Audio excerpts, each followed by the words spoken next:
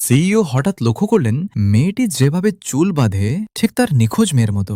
দুজনেই বাঁ হাতি, আচরণ, কণ্ঠস্বর সবকিছুতেই অদ্ভুত মিল। কয়েক বছর আগে সিইও তার দুই মেয়েকে নিয়ে বেরিয়েছিলেন। হঠাৎ এক ভয়ঙ্কর গাড়ি দুর্ঘটনা। তিনি শুধু এক মেয়েকে বাঁচাতে পেরেছিলেন, আর বড় মেয়ে পাহাড় থেকে পড়ে গিয়ে নিখোঁজ হয়ে যায়। সময়ের সাথে তিনি বিশ্বের অন্যতম ধনী মানুষ হয়ে ওঠেন, আর ছোট মেয়ে মৌ একজন ধনী উত্তরাধিকারী। কিন্তু বড় মেয়ে মেঘলা, সে বেঁচে ছিল। পাহাড় থেকে পড়েও সে বেঁচে যায় এবং গ্রামে বড় হয়, এমনকি এক সাধারণ যুবককে বিয়েও করে। কিন্তু তার জীবন সহজ ছিল না। একদিন বাড়ি ফেরার পথে দুর্বৃত্তদের হাতে মার খায়। তাকে বাঁচাতে গিয়ে একজন মানুষ নিজের প্রাণ হারায়। মেঘলা সাহায্য চাইতে চায় স্বামীকে ফোন করে, কিন্তু স্বামী শুধু টাকা চায়। অসহায় হয়ে সে শহরে কাজ খুঁজতে যায়। ঠিক তখনই সে এক সিইওকে বাঁচায়, যিনি প্রায় গাড়ির নিচে পড়ে যাচ্ছিলেন। সে জানেই না যাকে সে বাঁচাল সেই তার নিজের বাবা। চুল বাঁধার ভঙ্গি দেখে সিইওর মনে সন্দেহ জাগে, এ কি আমার মেয়ে? কিন্তু ঠিক তখনই সহকারীর ফোন। স্যার, আপনার মেয়েকে খুঁজে পেয়েছি। খবর শুনে তিনি মেঘলাকে আর গুরুত্বই দিলেন না। একটা বিজনেস কার্ড দিয়ে চলে গেলেন। মেঘলা দিন ধরে কাজ খুঁজেও কিছু পেল না। শেষে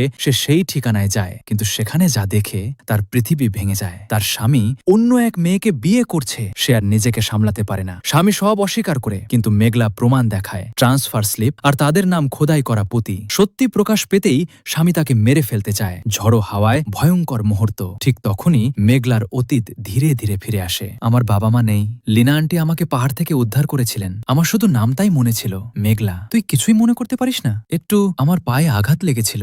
আর কিছু? একটা গাড়ি দুর্ঘটনা, একজন পুরুষ আর একজন মেয়ে, সবাই স্তব্ধ। না, এই তো মেঘলা। 10 বছর আগে যে মেয়েটা নিখোঁজ হয়েছিল, এটাই কি সেই মেয়ে? ছোট মেয়ে মৌ হতবাক। এটা কিভাবে সম্ভব? সিইও কাপা গলায় বললেন, 10 বছর আগে অরুণ নগরের নীল পাহাড়ে আমি আমার দুই মেয়েকে নিয়ে দুর্ঘটনায় পড়েছিলাম, আর আমার বড় মেয়ে পাহাড় থেকে পড়ে গিয়েছিল। তার নাম ছিল মেঘলা।